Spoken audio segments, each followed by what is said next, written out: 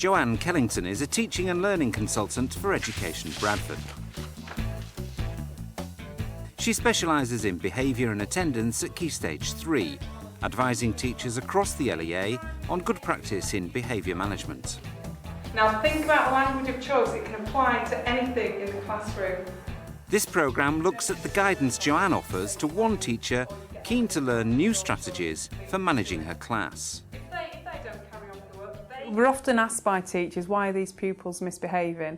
And we tend to throw the question back to them and say, why do you think they're misbehaving? And the same answers come up time and time again. They are bored, they can't access the learning, they're not engaged in the lesson, they're using the lesson more like a social playground. As soon as they're bored, they think of other ways to get their teacher's attention, which is usually through misbehaviour. So it's about the teachers thinking about what can I do to counteract that? How can I make my lesson more engaging? Am I differentiating the lesson and setting boundaries, setting routines so that the children know what is expected of them in the classroom? Joanne will be working with Claire Hewitt, a newly qualified modern foreign languages teacher at Parkside School near Bradford. Claire's chosen to teach some of the more challenging pupils, and she's keen to develop strategies to get the best out of them. What else can you ask for? D's, no jeans. Right, okay. So how do you say blue? Bleu. It's on, bleu. Something else. Two more things then. One of my targets for when I became an NQT was to take some bottom sets, and I volunteered to do that. But what I didn't realise when I offered to do it was the problems I would encounter with them. There's a lot of low-level disruption, a lot of shouting out, and it's that I want to try and get a grip of, to try and motivate the groups a bit more. 5, 4, 3, 2, 1. I want some ideas. By working with Jo, I think she'll give me some ideas on how to tackle the little things that cause the big problems. So if I deal with the low-level disruption now, I won't have the bigger problems later. I think sometimes you just can't deal with it on your own. You have to tell somebody. Hi Claire, I'm Hi. Jo. I'm from the Key Stage 3 team, behaviour and attendance consultant. I'm coming in to work to observe a class. How's it going in terms of behaviour? I have 2 bottom sets that I have a few behaviour issues in, which Right. I think you're going to observe one of them. So that'll be. Is that the year 9? Yes. Yeah. That'll be quite useful to get some feedback on what I can try with them. When you say you've got some issues with them, in terms of what in particular? They tend to be quite disruptive and they don't listen at all. Right. So it's trying to keep the low-level disruption down. Do you think that leads to them going off task because they haven't got a very good grasp of the language? I think that's basically it. They think they don't need it, so why should we bother? Would it be okay if I came in and had a look at this group? Yeah. And then if we meet up after the lesson, Yeah. and we'll just see how you felt about it and Okay. see what I think as well. That's great. Is that okay? Yeah, that's fine. Brilliant. Yeah. Thank you. Okay.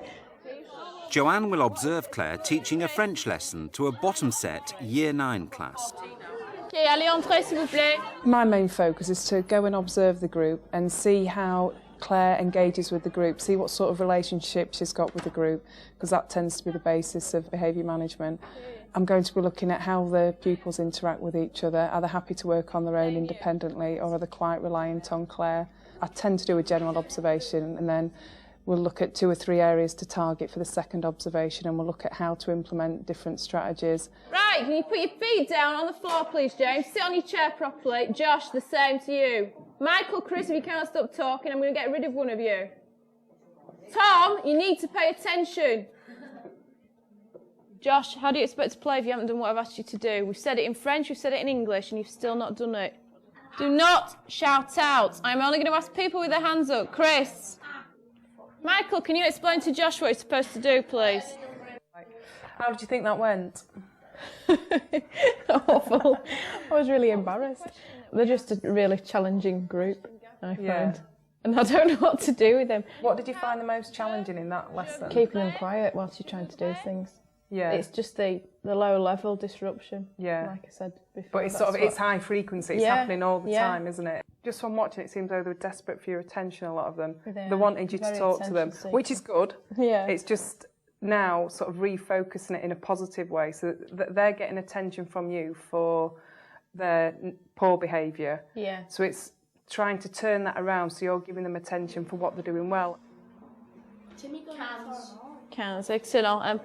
What I want to do now is, you've done some practice on numbers. Why do you think you need to practice your numbers? You led the lesson for 60 minutes, didn't you? It was totally teacher-led. Yes. If they haven't got a good grasp of the language, it's hard for them to go off and do tasks Yeah. on their own. What you could try is maybe doing some paired learning, holding up the Flashcards. Yeah. Yeah. And if you think about it, I think there was 20 in the class, one person out of 20 is answering. If you say, right, you've got 10 minutes, there's the card in twos, and then they've got to come up with an answer. So if one person doesn't know, hopefully Yeah. the other person will. So at least then you've got 10 answers come in. Right. And every hand should be up. That's what you want. Yeah. So you tell them what you want Right. out of the lesson. Can you explain the point system to me? Yeah, they have a little Eiffel Tower in the back of the books. And once they've got 6 points, they get a credit. Timmy, c'est combien? C'est excellent, un point, très très bien. Le petit. Petit, excellent, un point, fantastique. And they build up credits and they're going to be able to spend them in a shop where they can Right. buy things. So they all Right. want to get points because they all want to get credits to I spend could in hear the them shop. saying, we get a point. Do we get a point I for that? know. Do we get a point They're really for that? keen on getting points Yeah. and credits. And I would sell that. Yeah. Sell this points to them because they all want it. And Yeah. if they don't get enough of it, they'll stop wanting the points. Another thing I'd suggest is movement around the classroom. I tend to stay in a You box. tend to don't I? stay I know. here. Just try and move around the tables. Yeah. And then also, because this group you never really get near to them. No. And sometimes just being there stops the behaviour happening. Yeah. So as you're walking around with your cars, just do it as you're walking. Yeah. And I think you're more accessible then to all the groups. Sometimes, you know, at the beginning there was someone with his rubber. And sometimes if you'd have just stood next to him, that would have been enough. And just discreetly, you take it away from him. Yeah. And he knew we were messing about. And if you'd have been walking around the room, you could have done that. And then you wouldn't have had to stop the flow of the lesson. You'd have just Yeah. done it discreetly. He wouldn't be embarrassed. Well, he probably loved it anyway. No, I think he does like it. But it just goes with the flow of the Yeah. lesson. And if you're walking around, you can mop up everything as you're going along. And if someone's talking, if you go up to him, sometimes just putting your hand on the desk as well. Yeah. You're not actually speaking to him, so you're still teaching the whole of the class. But he knows that you're but there. you're there. Right. Again, it's just using your physical presence in the classroom. And again, by walking around, you're going to create that. And you can pick up a lot of the things that are going on, the pen tapping, the swinging on the chair, which is all going on, isn't it? Yes. And I know you can see it, but if you were to pick up everything in that classroom, you won't get any teaching done. No, I know. At one point you said, don't shout out. And one thing you could try is turn it around and say, rather than don't shout out, hands up. So, because as soon as you say don't, for some reason That's kids it, they like to do it. Yeah. Yeah, it's like don't touch a hot plate. They touch the hot plate, don't they? If you say, try and make it, turn the language from don'ts to do's. I don't want you to talk. Tom, you are not using this board again. Do not shout the answers out. Rather than saying, don't shout out, hands up please, and you're teaching them what you want them to do. You're teaching them that you want their hands up. And if they do shout out, ignore whatever they've said. Right. Rather than saying, don't shout out, ignore it. But thank you Focus on for the putting ones it, yeah. That's getting it right and putting the hand up. Yeah. Right. Okay. If you were to think of 2 or 3 things you wanted to put in that class, or not to put in, to try out on Thursday, what would you be happy doing? They're walking around the classroom Right. whilst so I'm doing activities or whatever. try that out on Thursday. Yeah. So if the teacher, obviously your normal lesson, but really go for moving around the classroom. Right. I'll put a Yeah. pedometer on you, see if you do 10,000 steps. Okay, we're not a I've special just K. completed 2 miles. So that's quite an obvious one, isn't it? Is there Yeah. anything else? I'll just try and the positive praise, basically. As soon as they do anything right, no matter how small it is, praise them. Yeah. And just for one lesson, try and ignore what they're doing wrong, but putting in the praise. I mean, you Right. usually say 6 praises to every 1 correction. Yeah. So, I mean, if they're doing something that needs correcting, you've got to do it. Yeah. But just praise and praise as much as you can. And then as soon as they start getting your attention through the praise, it Yeah. can help to turn the behaviour around. Right. Like I said, this class they're not going to change overnight. It will take 2 or 3 weeks. It's just a case of doing it and Right. see if we can actually improve the behaviour. Okay.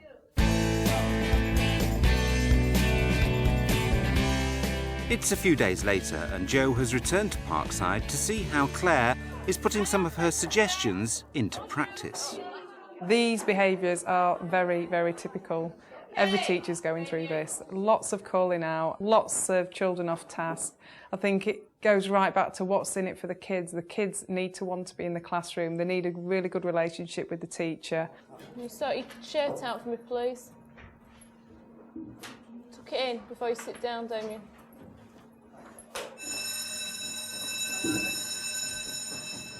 So we're going to revise the clothes and colours again today. You've got to be perfect, Chris, yes? Absolutely perfect. A lot of low-level disruption, I'd say, is about attention-seeking. They want the attention of the teacher, which can only be a good thing, but it's about refocusing them, so that you only give them attention for the positive behaviour. For example, when they put the hands up, when they do as you ask, when they answer a question, etc. Rather than giving the attention for negative behaviour, the calling out, the walking around the classroom, the throwing things around the room, because that is what you want. You're feeding the behaviour. The only way you can actually change behaviour is through praise and lots of rewards. Just checking your credits. There you go. This team then, 2 points each. Everyone else can have a point each. That was excellent. Excellent. You've got your 6 credits, so you need to get another 4 points. Yeah? To get another credit. Okay. Another strategy that I've suggested to Claire is to have more presence in the classroom by moving around the desk.